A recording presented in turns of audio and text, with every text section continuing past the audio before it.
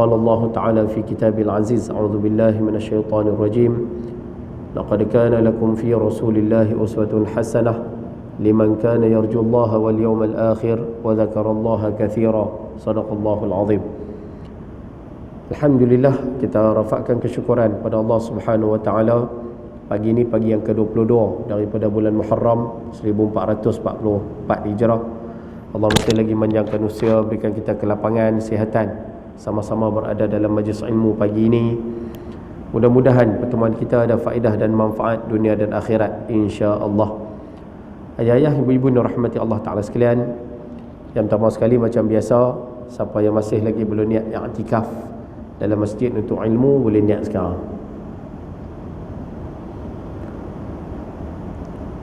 Mudah-mudahan keberadaan kita dikira sebagai satu ibadah di sisinya, insya-Allah. Baik. Pagi ini insya-Allah kita sambung kembali perbincangan kitab kita. Kita nak tengok tentang kitab 40 hadis pilihan susunan Ustaz Haji Abdullah bin Haji Abdul Wahab, wa nafa'ana bi'ulumihi wa bi kitabihi fid darini amin ya rabbal alamin. Dan pagi ini insya-Allah kita sambung muka surat yang ke, ada tanda 128. Tajuk 34 ni. No? Baik. Pagi ini insya-Allah kita akan sambung pengajian kitab kita ni pada tajuk yang ke-34, muka surat 128. Yang mana tajuk ni sebenarnya agak sukar untuk diulas, kan? Sebab dan masa kita pun terlibat juga dalam perkara ini. Yang mana pagi ini insya-Allah kita akan berbincang berkaitan dengan antara perkara yang menyebabkan sesebuah masyarakat itu rosak. Yang mana dalam kitab kita ni sekarang ni kita sedang membincangkan tentang perkara-perkara yang merosakkan sesuatu masyarakat. Perkara yang menyebabkan sesebuah masyarakat itu jadi lemah, jadi pecah, jadi tak baik, jadi tak elok dan sebagainya lah. Yang mana kalau kita perasan, kita dah mengaji sebelum ini tajuk ke-29 berkaitan dengan bab derhaka. Tajuk 30 cerita tentang rasuah. Tajuk 31 kita mengaji tentang bab haram jual arak, haram jual bangkai, kalau siapa masih ingat. Kemudian tajuk 32 kita mengaji tentang menuduh kafir kepada orang yang beriman. Yang tu pun antara punca-punca yang menyebabkan sesebuah masyarakat bergaduh, ya. Dan kemudian yang terakhir yang kita bincang pada pertemuan sebelum ini adalah berkaitan dengan dua nikmat yang Allah Ta'ala beri tetapi gagal dimanfaatkan oleh manusia. Nikmat sihat dan nikmat kesempatan hidup. Yang ni pun kita dah bincang. Dan hari ini kita nak tengok sikit lagi antara perkara yang perlu dijaga oleh setiap anggota orang Islam, setiap Muslim kena jaga, kerana perkara ni memberi kesan kepada kehidupan kita, kehidupan keluarga kita, kehidupan masyarakat kita, bahkan kehidupan dalam negeri dan negara kita. Jadi benda ni kena jaga. Nah, untuk jaga masyarakat, benda ni kena jaga. Apa dia Ustaz? Tajuk kita pada hari ini, wa qala al-musannif rahimahullahu taala, tajuk ke-34, berpada dengan beberapa suap makanan. Ni tajuk kita hari ini. Berpada dengan beberapa suap makanan.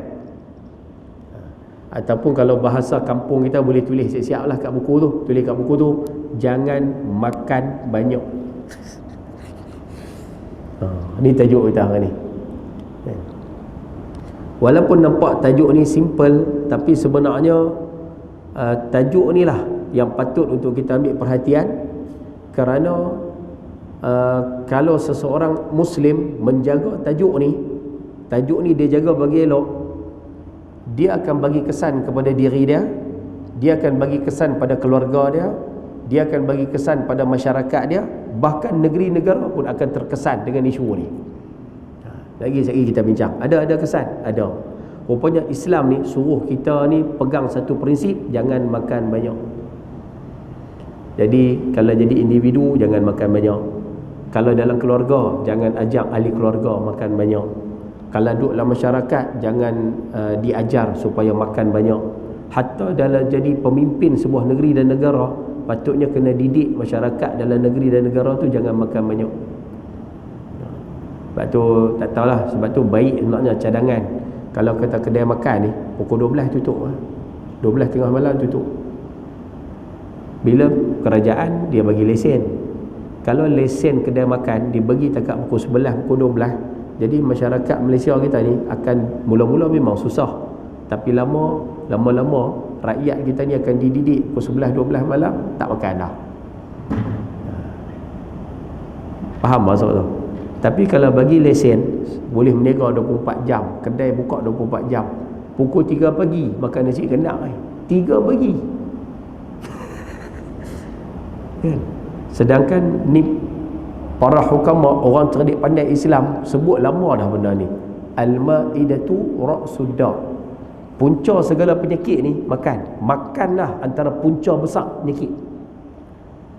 Jadi bila seseorang tu kena penyakit, punca dia apa? Makan. Pasal apa keluarga tu banyak kena penyakit Ustaz? Punca dia makan. Pasal apa negara tu ramai orang sakit? Punca dia makan. Tu ya. Jadi kalau makan ni settle, banyak masalah akan selesai. Faham tak tajuk ni? Tu kata tajuk ni payah pasal sekali lepas kuliah pun makan. Tak apalah, bukan kata tak boleh makan. Maksud di sini berpada dengan makan. Makan patut padan. Itu tajuk kita hari ni. Baik. Hadisnya berbunyi, Anil Miqdam ibni Ma'di Yakrib radhiyallahu ta'ala anhu qala Sami'tu Rasulullah sallallahu alaihi wasallam yaqulu Ma mala'a ibnu Adama wi'a'an syarran min batnin bihasab ibni Adam luqaymatin yuqimna sulbahu fa in kana la muhalata fa thuluthun li ta'amihi wa thuluthun li syarabihi wa thuluthun li nafasihi. Rawahu Imam Ahmad wa Tirmizi wa Nasa'i wa Ibnu Majah. Daripada, tolong tambah sikit dalam kitab boleh, tambah perkataan daripada Al-Miqdam bin Ma'di Karib. Apa betul ejaan dia? Bukan Ma'di Karab, Ma'di Karib. Ataupun Ma'di Yakrib, boleh juga bacaan dia. Daripada Al-Miqdam bin Ma'di Karib ataupun Ma'di Yakrib radhiyallahu ta'ala anhu berkata, aku telah mendengar Rasulullah sallallahu alaihi wasallam bersabda, anak Adam tidak mengisi perutnya dengan bahaya bencana. Boleh tak kalau kata kita ubah suai sikit terjemahan tu boleh?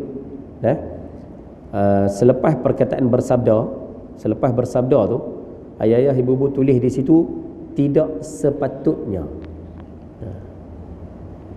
Rasulullah sallallahu alaihi wasallam bersabda, tulis kat buku tu, tidak sepatutnya.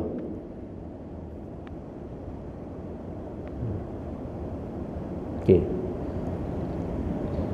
Tidak sepatutnya anak Adam tidak. Tidak tu potong.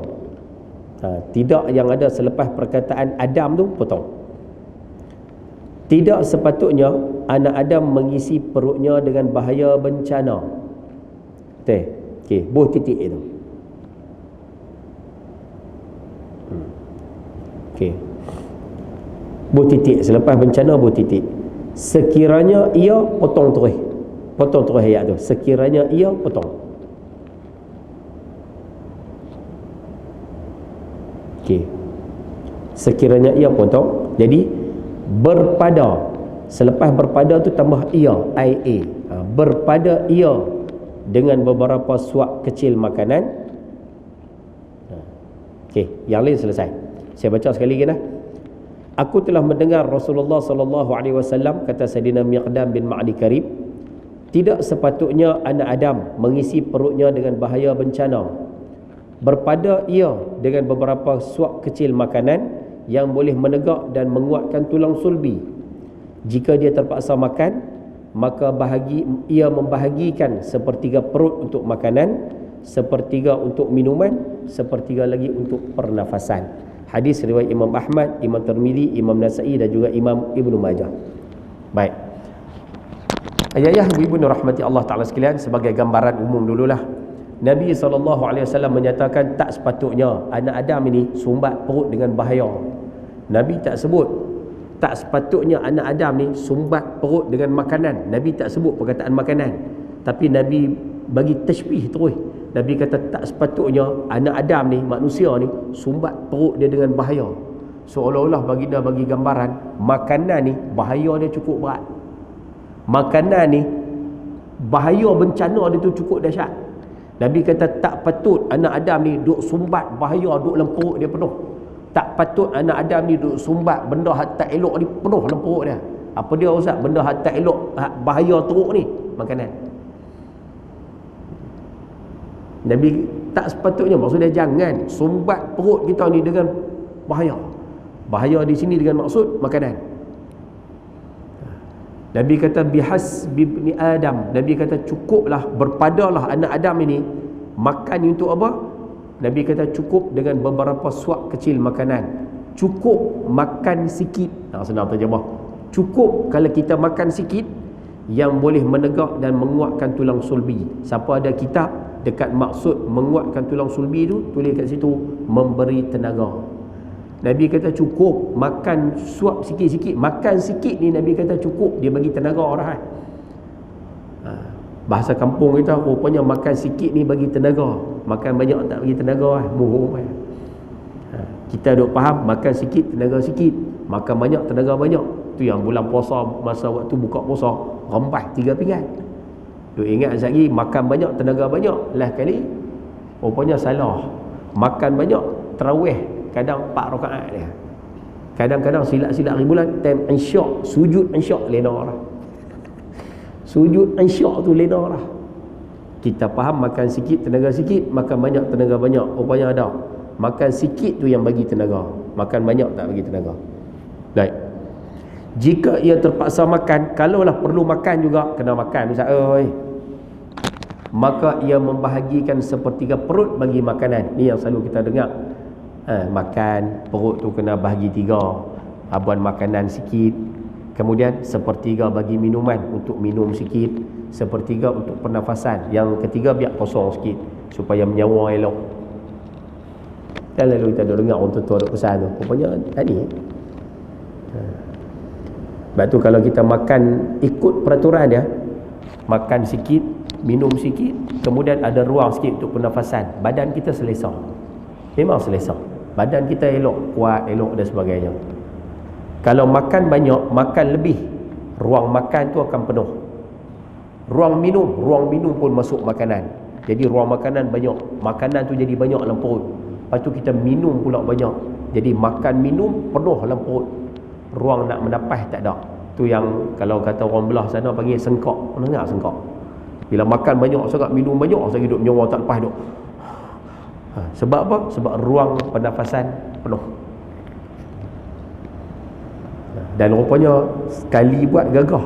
Tapi kalau biasa perbuatan macam tu, biasa hidupnya tu, rupanya dia bagi kesan buruk pada kesihatan kita.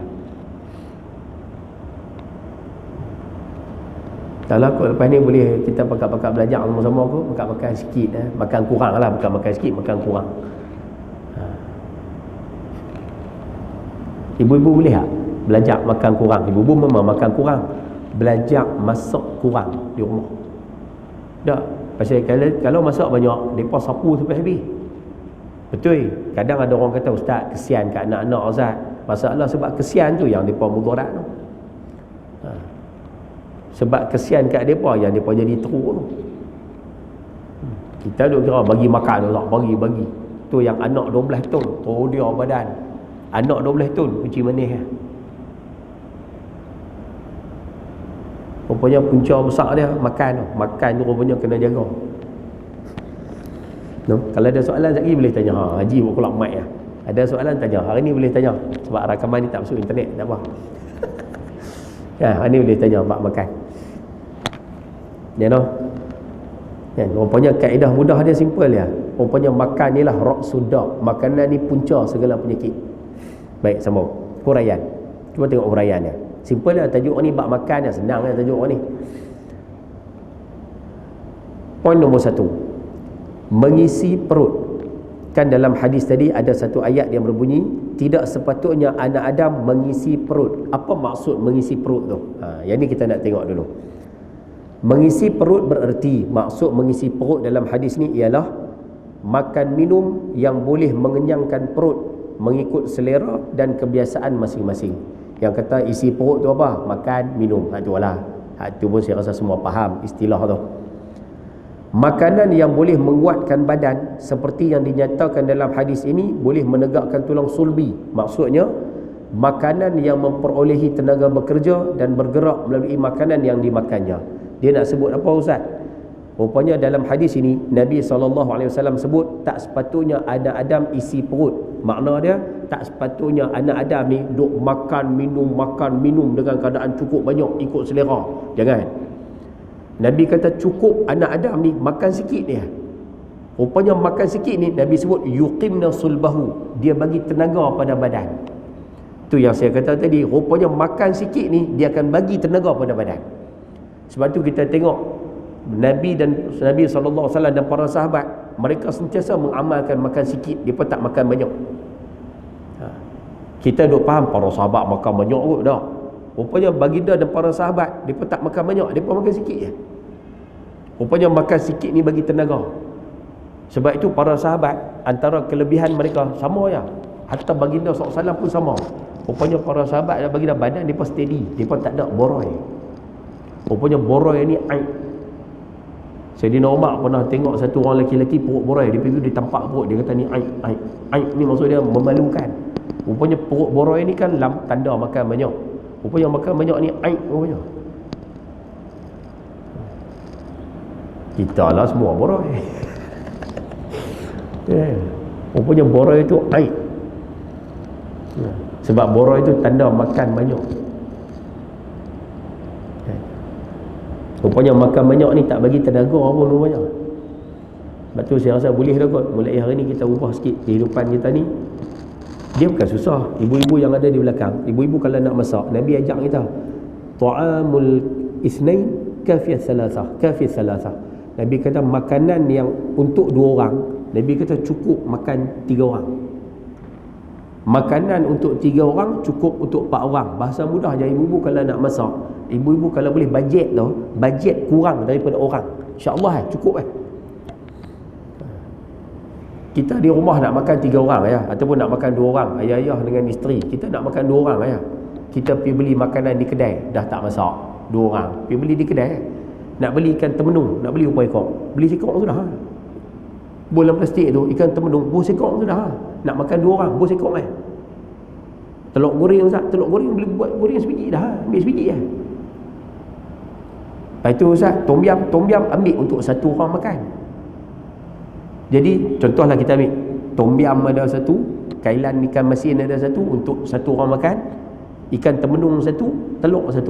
Duduk makan 2 orang. Cukup ke Ustaz? Cukup. Lauk kepak seorang separuh, telur cubit seorang sebelah. Dah betul kan? Habis kan? Bila makan macam tu, jadi yang kita makan tu dia habis. Bila habis, kita tak simpan dalam TA. Rupanya di antara makanan yang boleh juga beri mudarat pada tubuh badan kita, makanan yang kita simpan dalam TA, lepas tu esok perangat. Pasal apa simpan dalam TA? Pasal tak habis. Pasal apa perangat? Pasal tak habis, satgi buang bazir. Sedangkan makan makanan hak perangat balik ni, dia bagi cukup kesan tak elok dalam badan kita. Tu yang ibu-ibu perasan, orang mengandung maka boleh makan nasi sejuk. Orang mengandung bukan boleh makan laksa, apa nama kuih tiaw, hak jenis masak 2 kali tu. Pasal apa Ustaz? Dia bagi urat kita masalah. Bukan tatakan orang mengandung ya, orang sihat pun sama. Kita duduk seronok makan, masak perangat balik, kita rasa senang. Betul, memang senang masak balik tu. Tapi dia bagi kesan buruk pada badan lah. Sekali buat tak rasa, tapi bila lama-lama umur 40, sakit belakang, sakit urat, sakit tu, sakit ni, urat kembang lah apa. Punca dia apa? Makan tu lah.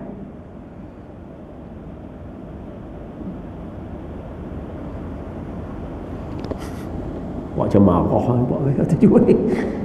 Betul pun. Ada soalan pakai mic tanya ya. Jangan takut, hari ni tak masuk internet. Jadi perbincangan kita hari ni selamat. Ada soalan nak tanya? Wah, habis tu Ustaz. Sebab tu kalau kita tengok zaman baginda dan para sahabat, zaman Islam tak ada PTA. Mana ada PTA? Kita zaman lah tak apalah, PTA tu teknologi, boleh pakai, tak ada masalah. Tapi bila duk simpan makanan, lepas tu Ustaz esok perangat, lusa perangat, masak banyak tak habis perangat. Rupanya tak bagus untuk kesihatan. Anak kita pun tak bagus makan. Dia nak buat je lah. Dah tak habis Ustaz tu yang simpan tu, nak buang sayang. Betul, nak buang sayang. Kalau buang bazir, tak buang tu yang simpan pasal sayang Ustaz. Lepas tu nanti perangat masak balik. Pasal apa tak apa betul di awal. Masak sikit. Habis. Makan habis. Makan habis. Makan habis. Masak sikit. Yang proses Ha? Yang proses Wallahu alam. Tanya orang hak jual. Saya nak jawab pun tak reti tu. Cuma kita nak sebut secara asas je, makanan yang dimasak banyak kali dia pasti bagi kesan pada, paling tidak pada badan kita memang ada kesan. Tak banyak pun sikit. Frozen tu yang makanan segera lah. Kan? Habis tu tak boleh makan apa Ustaz? Siapa kata tak boleh makan apa? Boleh makan. Cuma lah ni kita nak minta makan sikit-sikit je. Lah zaman lah makanan tu pelbagai, macam-macam jenis makanan ada. Dah Ustaz macam tadi frozen. Habis tu tak boleh makan langsung. Tak, saya tak kata pun jangan makan langsung. Makan sikit-sikit je. Tu lah. Makan sikit-sikit. Ni sampai Ustaz sedia frozen tu ada dalam peti Ustaz. Habis goreng. Dia tu kata makan apa pun sikit-sikit teringin laksa Ustaz, makan lah sikit. Saya teringin Ustaz pizza apa, makan lah sikit. Ni sampai pizza dia seorang 3 keping. Bukan keping hak slice tu, hak bulat tu 3. Tak boleh saya hantu pizza. Betul lah hantu pizza, tapi takkan sampai 3 bulat tu. 3 apa dia panggil? 3 keping tu. 3 keping tu. Kalau 3 keping hak slice tu tak apalah, hak 3 segi tu. 3 keping tu gagah kira ni 3 bulat tu. Kan? Rupanya penting rupanya jaga makan ni, jangan terlalu banyak. Makan sikit dia bagi tenaga pada badan. Sambung. Poin nombor 2. Tajuk senang ni, boleh habis awal. Arti beberapa suap kecil makanan ialah, kan dalam hadis ini baginda SAW menyatakan berpada ia, Nabi kata cukup-cukuplah dengan beberapa suap kecil makanan. Maksudnya cukup makan sikit. Baik, cuba tengok apa maksud makan sikit tu Ustaz. Baik. Arti beberapa suap kecil makanan ialah, maksud dia tidak makan banyak tu ya. Jangan makan banyak tu ya. Tidak terlalu banyak mengisi perut tanpa peraturan yang sesuai dengan kehendak-kehendak kesihatan. Nabi SAW memberikan gambaran makan sikit ni, maksud dia makan sikit saja Ustaz? Tak. Maksud dia jangan makan banyak satu, makan ikut peraturan. Itu satu lagi. Jangan makan banyak satu hal lah. Maksud dia kalau makan, kalau boleh jangan terlalu banyak. Simple lah. Sebab tu saya tak berkenan orang ni saya tak berkenan. Saya bak terang-terang saya tak berkenan kat dia. Tapi saya tak blame dia, saya tak maki dia, saya tak kutuk dia, tapi saya tak suka kat dia. Tapi kebaikan yang ada pada dia kita ambil lah. Antaranya siapa Ustaz? Tun Mahathir Mohamad, bekas Perdana Menteri Malaysia yang keempat dan bekas Perdana Menteri Malaysia yang ketujuh. Ustaz berkenan dah. Saya secara peribadilah saya tak berkenan kat dia. Tapi perangai dia kita boleh ambil. Cuba tengok, badan dia 90, tahun ni 98 dah ni. Dia beranak 1924, 2 tahun ni cukup 100 tahun. Tapi lah dia boleh naik tangga tak pegang-pegang. Masih pasal dia jadi Perdana Menteri tu, naik tangga buat ucapan di benak tu itu. Naik tangga tak pegang-pegang. 90 lebih. Tahu apa rahsia dah. Simple. Saya pernah dengar wawancara yang ada orang tanya dia kongsi simple lah. Dia kata rahsia dia, mak dia ajak dia dulu berhenti makan sebelum kenyang. Maksud dia sebelum kenyang berhenti. Maksud dia makan rasa sedap, dia kata time rasa sedap tu berhenti. Kita time sedap tu nak kayu hui. Pokoknya dia ada isteri dia macam tu. Pokoknya dia rasa sedap, sedap ni, rasa sedap berhenti. Tapi benda tu nak ajak lama lah makan masa. Kita pun kalau nak berubah makan masa benda tu, tengah-tengah baru rasa nak sedap berhenti. Payah. Kita time sedap tu kayu. Tengok 3 pinggan. Sampai kenyang Ustaz. Sampai belahak pun makan ni. Tu lagi kemas. Belahak dah makan ni. Ruang udara dalam perut tu Ruang udara dalam perut tu dah masuk makanan. Tu yang dia belahak, sendawa, angin keluar. Makan lagi. Oh, makan. Jam. Dia makan jaga. Mau tengok badan dia. Mana bagus kita puji lah. Bak tu okey kan. Bak mampu dia kita bengkang kan. 97, 98 badan steady. Rupanya antara rahsia dia jaga makan. Dah ustaz kami nak makan tu nak berhenti ustaz tapi orang duk suruh tambah. Ayah-ayah, ibu-ibu yang mengaji pegang satu prinsip boleh, simple dia. Macam mana perkataan Arab dia?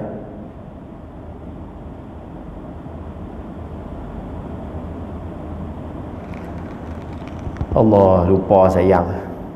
Saya hafal hari tu, lupa dah. Tak apalah, saya terjemah Melayu lah. Maksud dia macam ni lah. Rupanya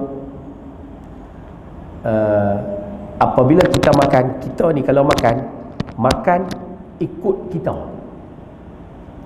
Kita dalam isu makan, dalam bab makan, ikut kita. Makan jangan ikut orang tau. Makan ikut kita. Orang memang akan suruh kita makan. Orang akan suruh kita sentuh makanan, rasa makanan. Orang akan suruh kita ni, kalau bab makan ni orang akan suruh.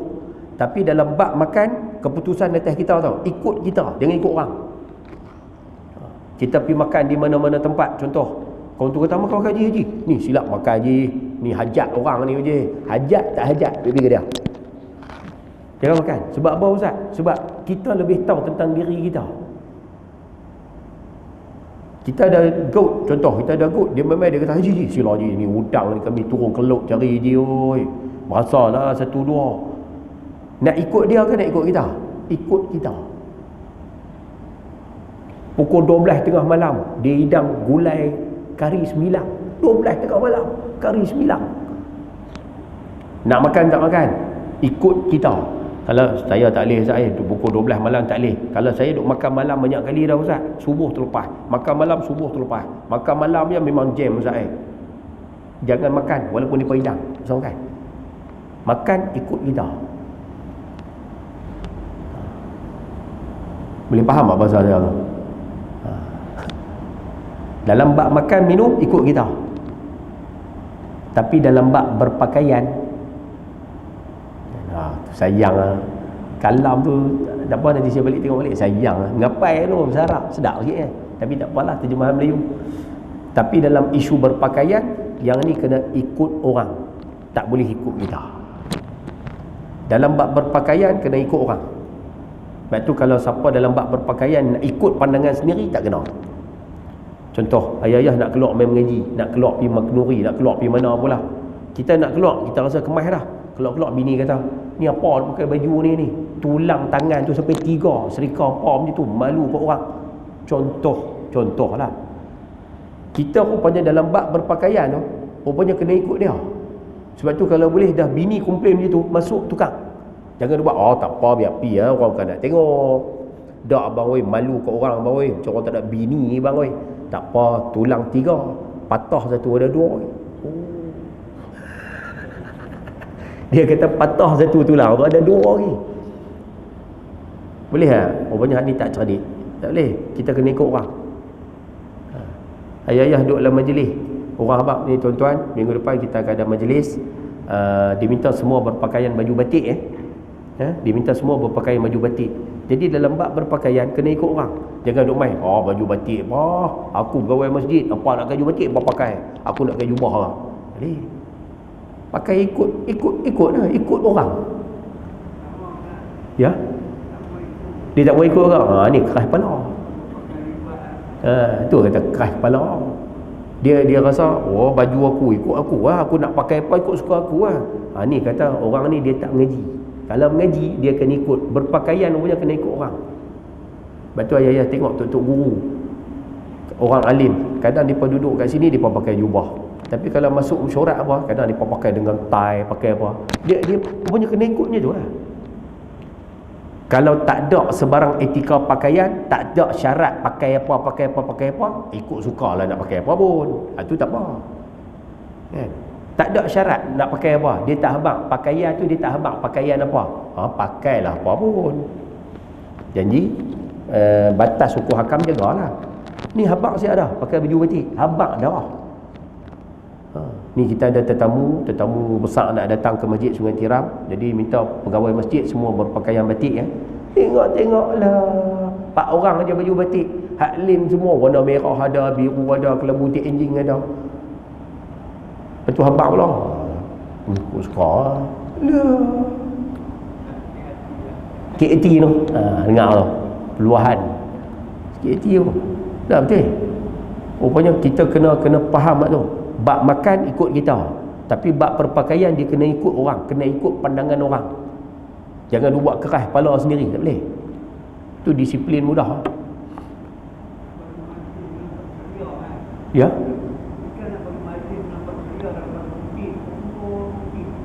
Nampak elok lah. Ya. Tak mau juga. AJK pun dia hantar. Kita Haji sebut, dia kata kita habaq malam tu kalau biar putih semua, pakaian putih.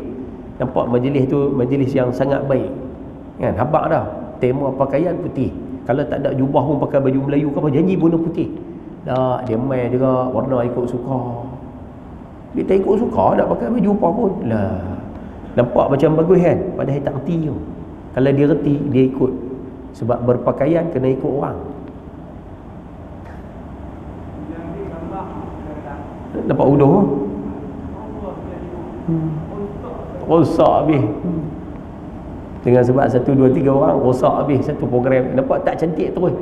Nak buat poster pun tak boleh. Gambar tu nak buat banner tak boleh. Nak manfaatkan pun tak boleh. Apa? Rosak dengan sebab colour yang tak sepatutnya. Nampak? Itu yang saya minta lah, kita pesan pada orang mengaji tu. Hak tak main tu tak apalah. Hak mengaji tu. Dalam bab makan minum, yang ni ingat ikut kita. 1000 orang suruh makan pun, tapi kalau kita tak mau makan, tak boleh makan, tak usah makan. Tak usah duk layan hajat ni hajat usah makan bila sikit hajat. Abang ada hajat apa? Aku masuk hospital lampau bukan nak tunggu pun. Kata bila sikit. Dah kalau hajat hidup kira hajat ustaz ni musangking ustaz, hajat ustaz. Kalau darah aku naik apa nak main tunggu. Kata biar. Bab makan ikut kita, tapi bab berpakaian ikut orang. Any question? Ibu-ibu ada soalan? Tanya lah, tak apa. Kan saya abang tadi, rakaman hari ni tak masuk internet, tak apa. Jadi suara kita tak masuk internet. Ada mikrofon buat? Guna mikrofon. Okey. Ada hari ni ada sambutan. Sila.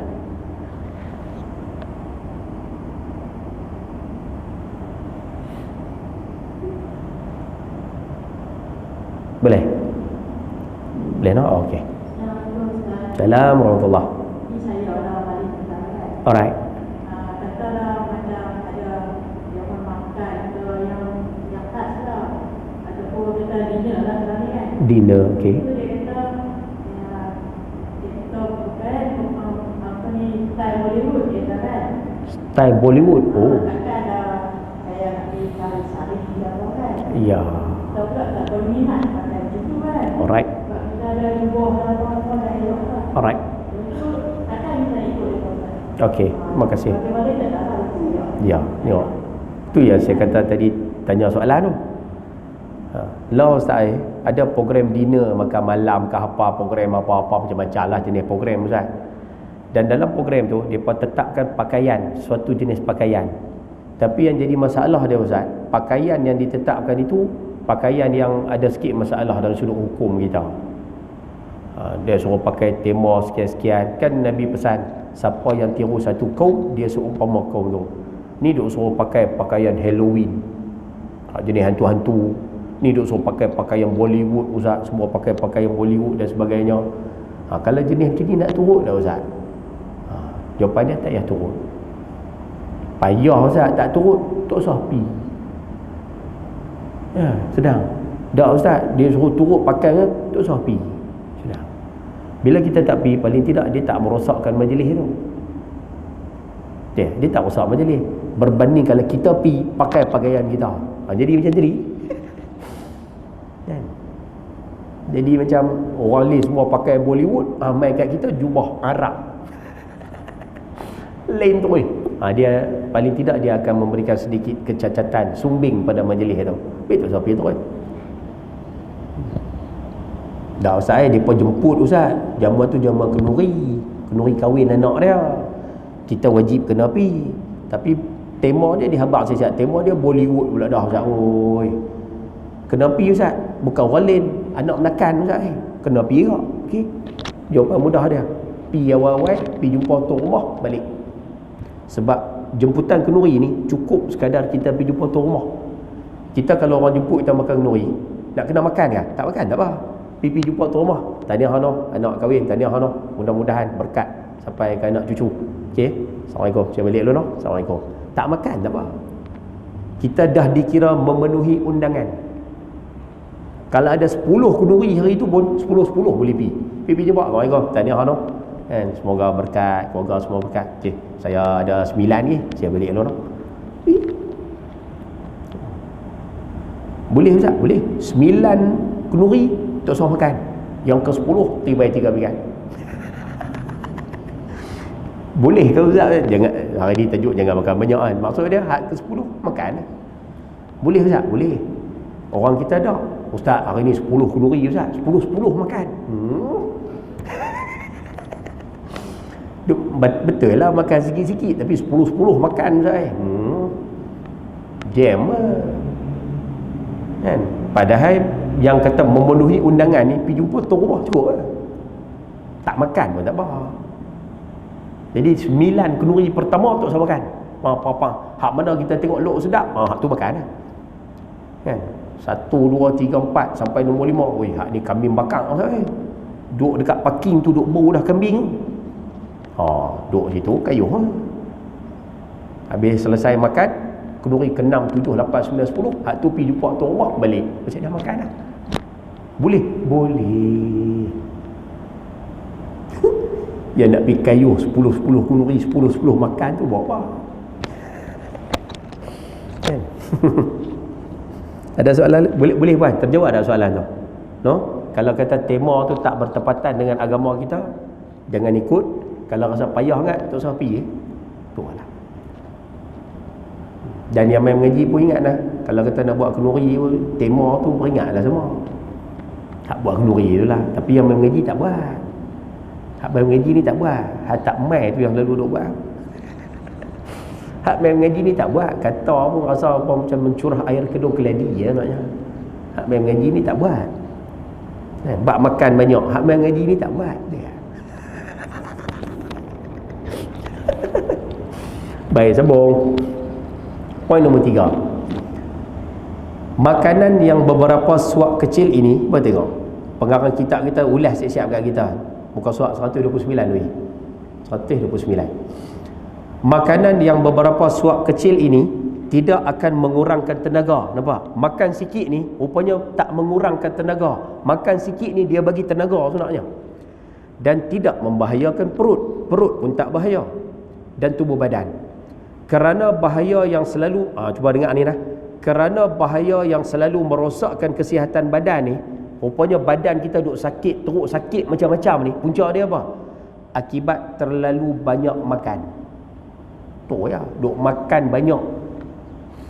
Sebagai yang sering ditemui dalam masyarakat moden. Dia kata cuba tengok zaman law ni, di mana penyakit-penyakit yang dikenali sebagai penyakit orang kaya timbul. Penyakit orang kaya apa dia Ustaz? Darah tinggi, cemanes, sakit jantung, macam-macam. Apabila makanan berzat, walaupun makanan tu bagus, makanan tu Ustaz bagus Ustaz, makan sayur banyak Ustaz, hijau dia kata makan sayur banyak bagus. Tapi rupanya makanan yang walaupun berzat bagus, tapi kalau makan secara berlebihan, badan akan menjadi gemuk. Dan bila badan menjadi gemuk, lahirlah berbagai-bagai jenis penyakit yang lain. Kalau makan makanan berzat banyak pun jadi masalah. Apatah lagi kalau makan makanan yang tak ada zat, makanan yang memang diawet, makanan yang memang ada bahan kimia, lagi sakallah. Makanan hak elok pun kalau makan lebih jadi mudarat. Depa kata apa? Sayur lah. Sayur bagus makan. Tapi kalau duk makan sayur sakan dengan, kan depa kata apa, darah jadi pekat ke apa? Kita cantik kok. Dia pagi Ustaz, gula bagus tak Ustaz? Gula perlu dalam badan. Tapi kalau tibai gula banyak, potong kaki je buat dah. Daging bagus makan. Daging bagus, dia bagi panas badan dan sebagainya. Tapi daging kambing bagus makan, bagus. Tapi kalau makan daging kambing banyak, mudarat badan tak elok. Buah kurma bagus tak makan? Bagus makan. Tapi kalau makan buah kurma yang telur, badan jadi panas, tak elok juga badan. Ketum bagus tak?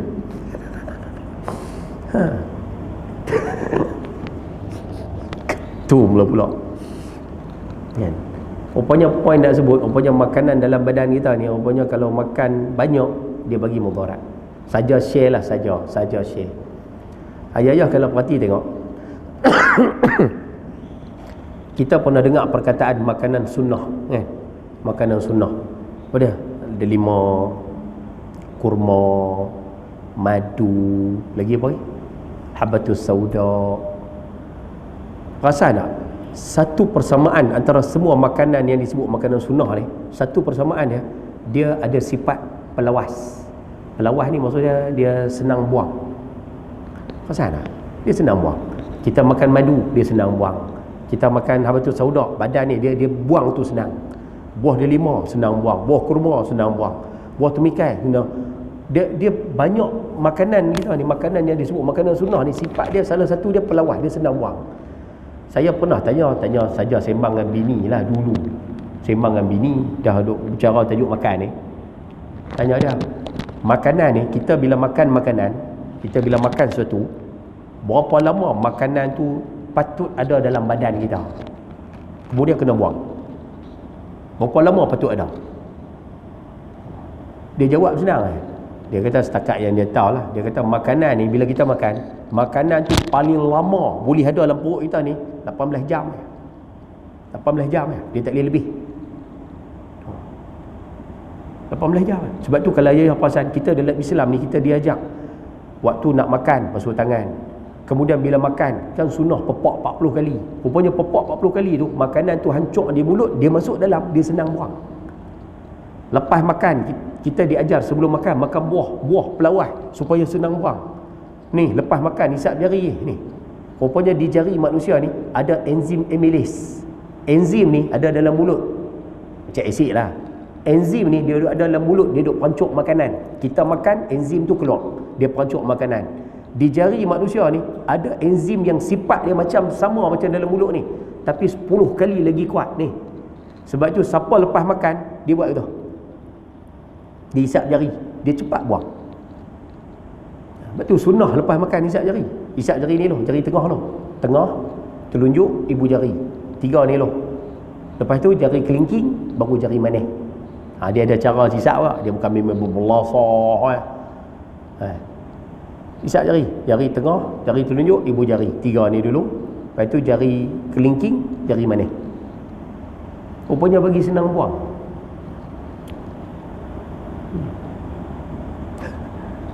Rupanya bila tanya, dia kata paling lama 18 jam je. Saya kata kalau lebih jadi apa? Dia kata kalau lebih, kan makanan kita makan tu bila masuk dalam badan kita ambil zat-zat tu, dia sedut zat-zat, karbohidrat lah, protein lah, zat besi lah, apa yang ada dia hisap. Jadi bila dah hisap habis, dia jadi macam hampas. Hampas tu lalu ke usus kecil dan dia berimpun di usus besar. Bahasa kampung kita ni kita panggil najis. Tak lah, najis. Rupanya najis tu rupanya kena buang. Dia kata kalau biar lama dalam badan kita lebih 18 jam, najis tu akan keluarkan racun. Dia akan jadi racun.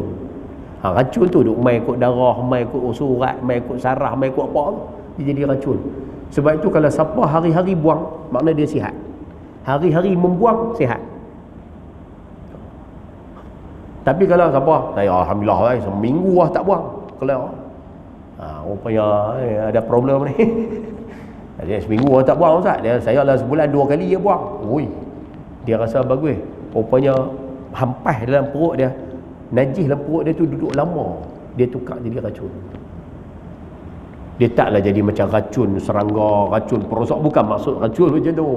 tapi dia berikan kesan tak baik pada badan.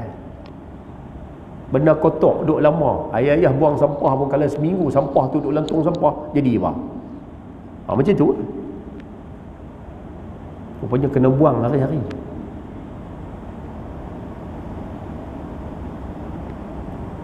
Any question? Dah usah nak buat bagi buang tu je lah. Kan dah sebut tadi, makanan sunnah. Dia bagi kita senang buang. Badan sihat. Kalau dia rasa tak setuju, satu lagi. Hari ni hari Sabtu. Lusa, esok Ahad, lusa, Isnin. Saya cadang macam ni. Kalau siapa yang nak tengok lah. Ayah try puasa 3 hari. Isnin minggu depan, Isnin, Selasa, Rabu. Try puasa 3 hari. Ni kita nak belajar untuk kesihatan. Try puasa 3 hari. 3 hari bila kita puasa, waktu buka puasa kita makan. Esok tu puasa balik. Lepas 3 hari, cuba tengok kita buang najis. Najis kita akan jadi, minta maaf ni kotor sikit lah. Tapi untuk ilmu, baca lah. Najis kita nombor 1 akan jadi lebih busuk. Tak percaya tak? Puasa dulu 3 hari, lepas tu buang najis. Najis kita akan jadi lagi busuk pada hari biasa. Yang kedua, najis kita akan jadi hitam. Kenapa jadi hitam Ustaz? Sebab badan kita bila puasa ni, badan kita buang toksin dalam badan. Buang racun, toksin tu lah. Buang racun dalam badan. Najis kita akan jadi hitam. Tak percaya, try tengok. Tapi jangan tengok lama-lama, makruh tengok najis. Tapi nak ambil pengajaran, tengok. Try puasa. Dia buang, dia singkir toksin, dia buang racun dalam badan. Racun tak tu, najis duduk lama dalam badan tak keluar. Sebab tu Nabi sebut sumu tasihhu. Kamu puasa, kamu sihat. Puasa, kamu sihat. Sebab tu orang rajin puasa, badan dia sihat tu.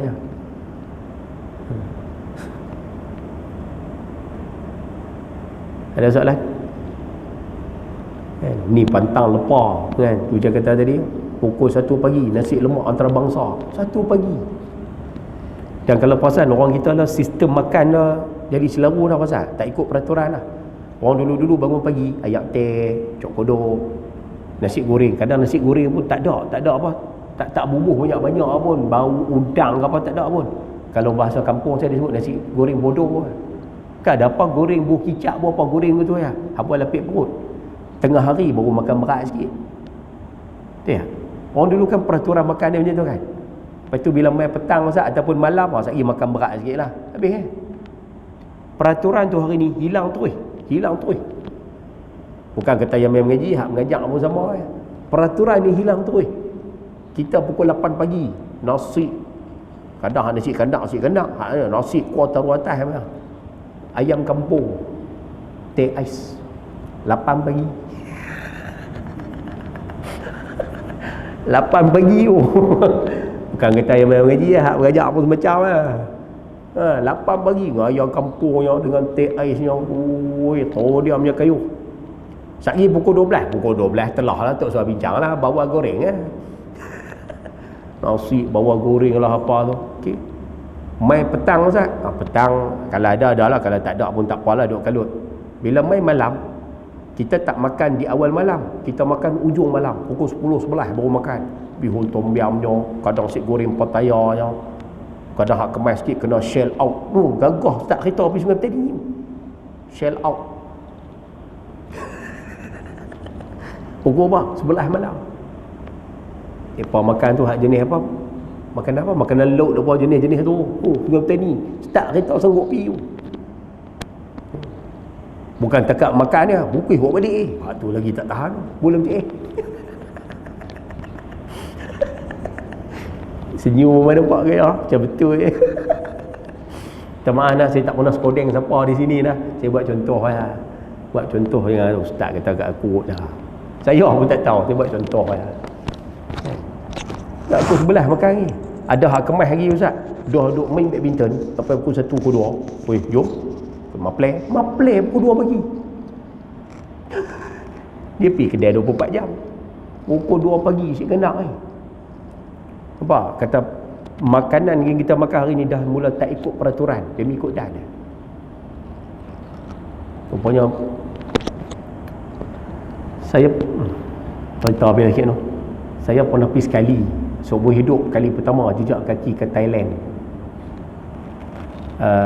Jemputan Majlis Agama Islam Naratiwat. Bukan pergi menikah ya, tapi menikah lain pula dah. Mereka jemput saya sekali dua kali pertama saya pergi tak tahulah, tapi sampai sudah saya tak pergi lah sampai sekarang ni. Bila pergi sana dia buat program Maulidur Rasul, dia suruh saya bagi sedikit ucapan di sana saja. Panggil kita tak pernah pijak kaki pergi malam tu dah habis kuliah tu, timbalan yang dipertua Majlis Agama Islam Naratiwat dia hantar saya balik ke hotel. Saya pun naik pasal naik kereta tu, dia bawa saya pusing pekan dia lah, pasal dia pusing tu saja, dah tak pernah pergi dia pusing. Satu benda yang menarik yang saya dapat, kita duk dengar belah-belah Thailand ni, belah-belah Siam ni Tom Yam telah tapi kawasan yang dia bawa saya tu, kawasan tu orang Islam ramai, dia bawa tu kedai-kedai semua tutup. Yang ada jenis jual tepi-tepi jalan sikit-sikit macam apa, sate ikan, jenis-jenis tu ya. Saya pun tak apa, perhati kita tak tanya apa-apa, perhati tu kata berjalan ni kena perhati okey. Esok tu dia kata ustaz, pukul 7 pagi kami jemput ustaz lah, lepas mayang subuh kami jemput, kita pergi makan, lepas tu bolehlah kita pergi kat sepadan. Saya parking kereta dekat Betong kalau dulu sambil duk pergi makan sarapan pagi tu. Masa tu saya tanya, tumpang tanya haji, suasana di sini waktu malam memang macam tu kan, nampak orang jual sikit-sikit macam ni dia kata, tak tahulah ni dia sebut di kawasan belah tu lah, kawasan tempat yang dia duduk tu. Dia kata ustaz perasan tak kalau ustaz pergi program semalam, ustaz nampak tak orang-orang belah sini, ustaz nampak tak ada yang gemuk-gemuk? Nampak? Dia tanya saya, ada nampak ada orang gemuk-gemuk, badan gemuk-gemuk banyak? Dia kata tak ada, memang tak nampak kan, semua badan jenis steady. Dia kata sebenarnya kami di sini ustaz, memang malam ni kami tak makan berat-berat lah. Malam ni kami makan ringan-ringan macam ni. Kalau ustaz tengok ada tepi jalan duk jual buah, rojak buah, sate, ikan pun macam tu ya. Makan habuan lapik perut dia malam-malam. Dia kata makan-makan berat kami di sini ni, di kawasan tempat dia tu kurang lah. Lepas tu dia kata ustaz tengok badan dia pun tak besar lah. Tu ya, saya pun tak tahu lah mereka kata, saya pun first time di sana. Orang-orang belah Patani tu badan dia pun gemuk-gemuk ke kurus tu. Rupanya boleh jadi kot dia pun tak makan banyak malam.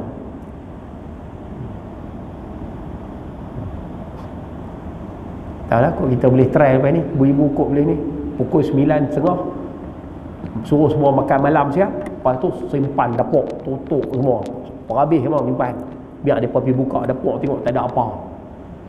Mereka tunggu bola sepak tengok MU kalah 4-0 lah contoh. Kan mereka tengok bola, habis tengok bola lapar, mereka pergi buka kuat-kuat tengok tak ada apa, tak apa weh. Habis kuat kalau mereka nak makan agak, mereka kelepiak cari Maggi je, gagah agak kan, daripada tengok ada nasi duk ada lagi, kuah duk ada lagi, takut-takut pukul 2 pagi duk kayuh makan nasi, sedap pula, tambah lagi sikit lagi. Pukul 2 makan nasi, pukul apa nak tidur? Tidur pukul 3 Ustaz, habis tu subuh, subuh pukul 11 pagi. Betul lah, sipir mudah dah. Sambung. Oi, letiak banyak bab makan ni.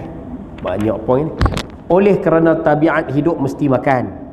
Ya, oleh kerana hidup ni kena makan. Maka Rasulullah sallallahu alaihi wasallam selalu mengingatkan supaya mengisi perut dengan baik, iaitu sepertiga perut diisi dengan makanan. Ingatlah perut kita ni kena bahagi 3. 1/3 dengan makan, 1/3 dengan air, 1/3 lagi dikosongkan. Maksud dia makan jangan kenyang lah. Tu bahasa mudah dia. Untuk pernafasan, senang nak nyawa. Apabila semua bahagian ini diisi dengan makanan, buat tengok pengarang kita boleh tiap. Dia kata kalau sumbat perut semua dengan makanan, pernafasan akan terganggu. Tu yang jadi sengkak nyawa tak puan nak lepas, dan berbagai penyakit akan datang berkunjung. Rupanya penyakit pun akan main tu. Pernafasan tak stabil dan sebagainya pun boleh mengundang kepada penyakit. Dalam hal ini, eloklah diingatkan bahawa mengelak daripada penyakit adalah ubat yang utama. Tu ya. Kan? Mengelak daripada penyakit tu apa maksud dia? Ayah buat kurungan di atas ayat mengelak daripada penyakit, tulis situ pantang. Bahasa kita senang, pantang. Rupanya ubat paling mujarab ni apa dia Ustaz? Pantang. Kalau orang tanya ubat paling bagus apa? Pantang. Pantang paling bagus sekali. Tak Ustaz, saya kecil manis, lepas tu peribai Ustaz, lepas tu telan ubat dah. Boleh, tapi ubat lagi mujarab. Pantang, jangan makan. Elok. Saya goat Ustaz, tak boleh silap makan Ustaz. Macam mana nak jaga goat tu? Tak usah makan. Pantang. Saya pantang belakang Ustaz, pantang tengok, pantang lepar. Tu pun pantang lah. Saya tak boleh Ustaz, saya pantang tengok Ustaz, mereka makan, saya makan. Sakit belakang kira. Jenis tu kira cerah selepas dah. Baik. Dalam hal ini eloklah diingatkan bahawa mengelak daripada penyakit, maksudnya pantang, adalah ubat yang utama. Sementara perut yang banyak makan itulah punca segala penyakit. Yang ni saya sebut dah tadi. Al-ma'idatu ra'sud da'. Makananlah punca segala penyakit. Wal himyatu ra'sud dawa'. Ubat paling mujarab adalah pantang. Lepas tu kalau pergi jumpa doktor, jumpa siapa pun, asas dia pantang. Pantang. Pakcik pantang dah? Pantang. Bagus. Pakcik pantang dah? Dah. Itulah. Dalam hal menjaga kesederhanaan makanan ini, dalam jaga bab nak bajet makan ni, Rasulullah SAW banyak kali berpesan kepada para sahabat supaya berjaga-jaga. Rupanya para sahabat ni Nabi duk pesan banyak kali lah, jaga bab makan, jaga makan, jaga makan, jaga makan.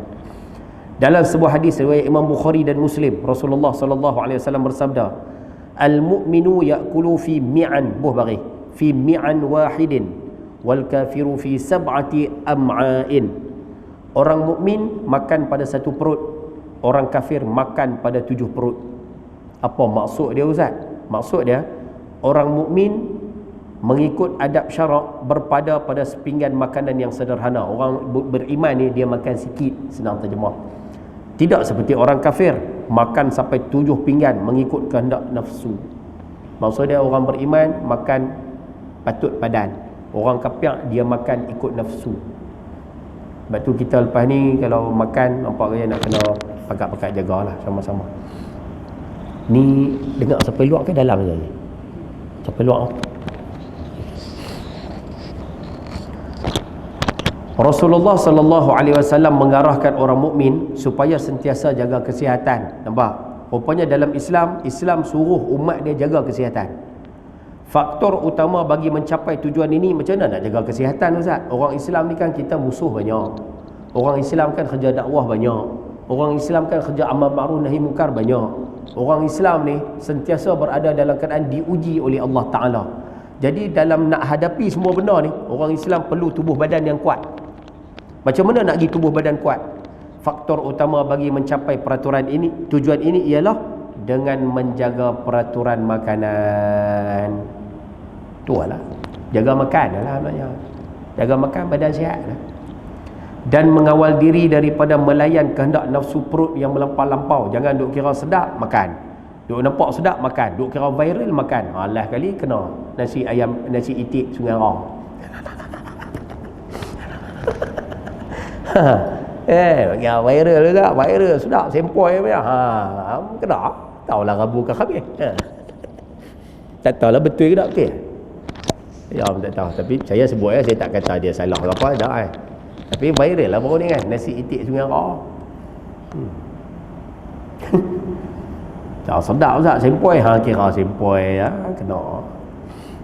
Jodoh ada agak dipuh viral. Mi ke apa tu? Mi keri. Cina cahaya duk alik dia. Beratok macam ni. Asas dia viral.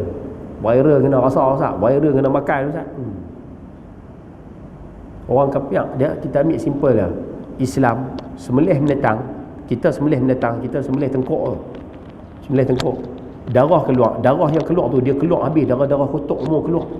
Sebab itu Islam punya sembelihan ni, makanan tu ayam tu jadi bersih, itik jadi bersih. Kalau sembelih unta ke lembu ke jadi bersih sebab darah kotor keluar. Sembelihan bukan Islam, dia pun tak pakai cara kita, dia pun cara lain. Ada hak ayam tu kepak kepala, ada hak tembak apa, ada hak syok elektrik, mati. Jadi darah kotor duduk dalam badan, tak keluar, dia duduk dalam daging. Bila makan, tu jadi masalah dia macam.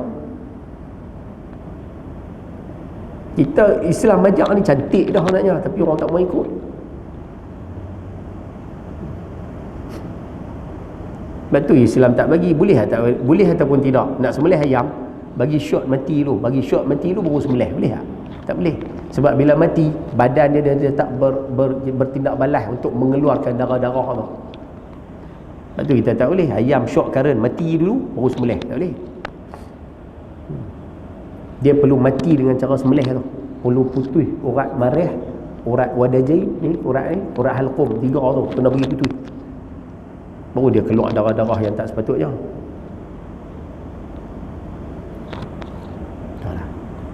Sambung. Baginda mengingatkan supaya selalu menyedari bahawa, cuba tengok, tadi saya sebut ibu-ibu tulis kat tepi buku tu, pesanan untuk aku, tulis kat buku tu. Tulis kat buku ni untuk ibu-ibu yang masak. Hak mana masak, hak mana beli makan, ayah-ayah duk pergi beli makan di kedai, ingat petua ni. Baginda mengingatkan supaya selalu menyedari bahawa makanan yang disediakan untuk seorang boleh mencukupi untuk 2 orang. Macam mana saya ulas tadi, makanan untuk seorang cukup 2 orang boleh makan. Sebab tu kalau nak makan 2 orang, beli untuk seorang sudah. Belikan temenung sekor, contoh tadi kan. Bila duduk makan 2 orang, bukan nak ambil sekor. Bini ambil separuh, kita ambil separuh. Telur, bini ambil sekerat, kita ambil sekerat. Habis, tak payah simpan dalam TS. Ni nak makan 2 orang, goreng ikan temenung 4 ekor. Nak makan 2 orang ya, goreng 4 ekor. Telur 2 biji Ustaz. Macam apa? Seorang sebiji. Oh. Ayam buat agak ayam masak merah Ustaz. Buat berapa ketui? Buat 3 ketui kot sekali nak tambah. Nak makan 2 orang, ayam 3 ketui, temenung 4 ekor, telur 2 biji. Habis tu habis tak makan? Tak habis pun. Bila tak habis, bola MTA. Bila bola MTA, sehari petang, anak pula bawa balik makanan. Makan hak anaknya pula. Hak dalam MTA, tetap dalam MTA. Esok pula, boring lah masak orang ni. Jom kita makan di kedai. Pergi makan di kedai. Hak dalam MTA, 2 hari dah dalam MTA. Lain kali apa jadi Ustaz? Balik-balik rumah, pegang ikan temenung tu, keras kiang lah. Katuk pun bunyinya. Lain kali, tong sampah lah jawab dia. Dan inilah yang berlaku dalam kehidupan manusia hari ini. Dia tak pandai bajet. Kalau kampung saya sebut, tak pandai lagang. Dia tak pandai nak susun atok bagi elok. Kan? Itu ada makcik tu. Makcik tu merungut kat saya isu ni lah. Menantu saya Ustaz, dia baru kahwin dengan anak saya. Tak apalah. Dia kata masak nasi Ustaz. Dia masak nasi tu, 1 periuk elektrik besar. Nak makan 2 orang. Dia kata masak besar. Saya ni metua abang, hampa ni duduk 2 orang je. Masak nasi sikit ni sudahlah. Periuk tu dah dapat besar, tak apa. Masak nasi sikit sudahlah.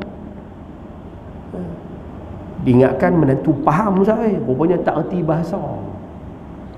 Dah lah masak hari pertama banyak, esok tu pun masak lagi, masak banyak Dia kata apa jadi Ustaz? Beras 10 kilo, kampit 10 kilo tu seminggu ya habis. Yang geramnya Ustaz, makan sikit, makan kadang tak sampai 1/20 makan sikit je. Dia kata hak lebih tu buang. Esok masak banyak lagi, lebih buang. Awak, lepas tu dia geram tu, dia kata, awak ingat anak saya ni cok duit tu Ustaz. Dia geram tu. Yang orang, dia kata anak dia duk kira angkut beras buat balik rumah. Makan 2 orang je. Dia bukan isu apa, isu tak erti bajet.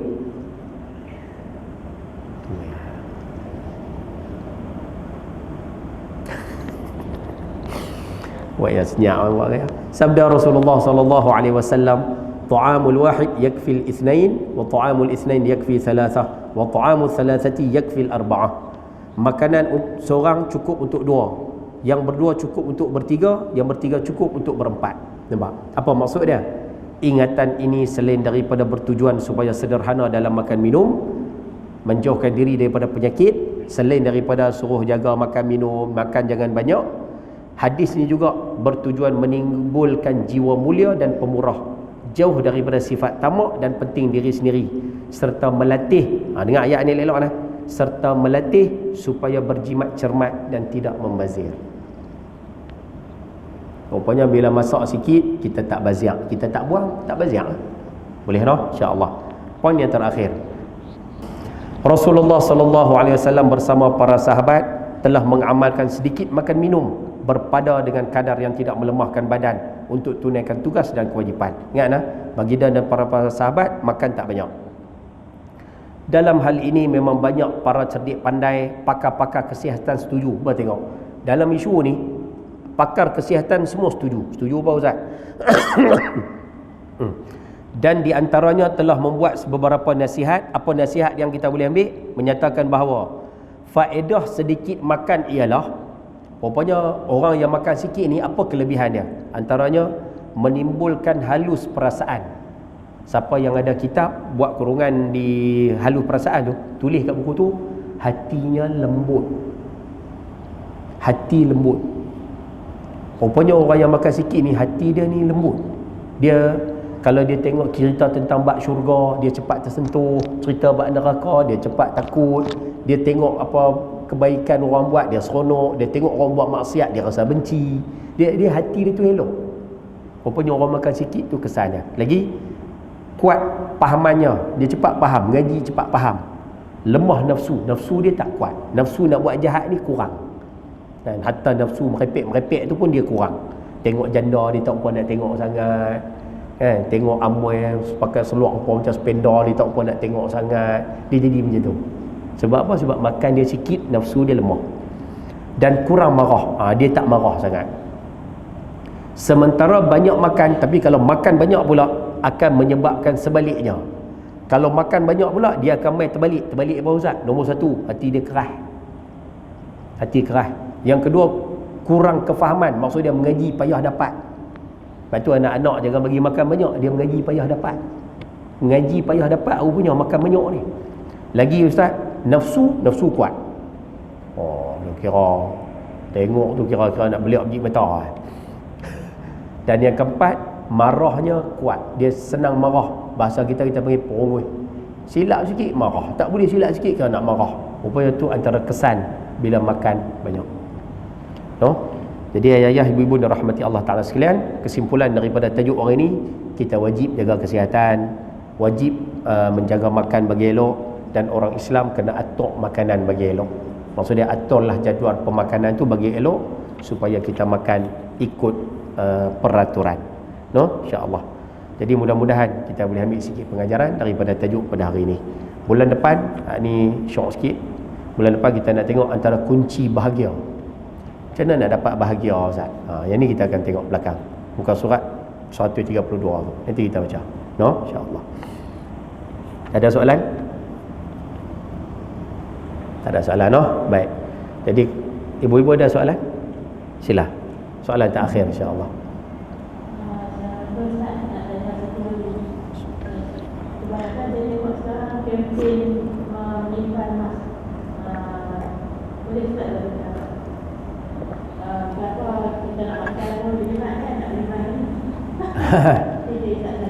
Sekarang ni mari satu kempen Ustaz, kempen menyimpan emas.